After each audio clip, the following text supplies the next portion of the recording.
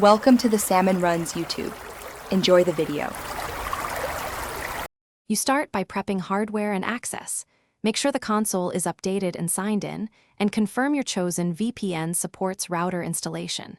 Next, log into your router admin page. Once done, review whether your router already has open WRT or DDWRT. If it does not, download the correct firmware image for your exact model. Make sure to keep your VPN username, password, and any server address handy, because you will paste them into the router form shortly. You now install and configure the VPN client on the router.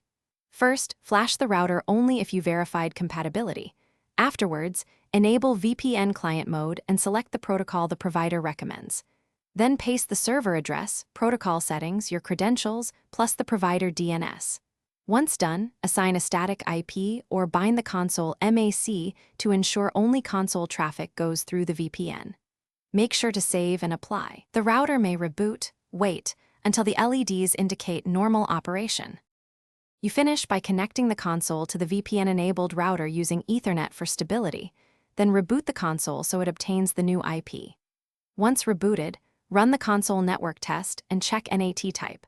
Also confirm the visible IP and geolocation match the VPN server.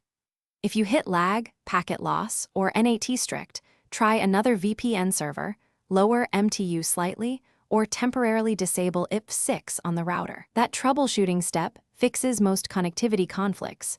Try it before reflashing firmware. Thanks for watching. Consider subscribing if we helped you.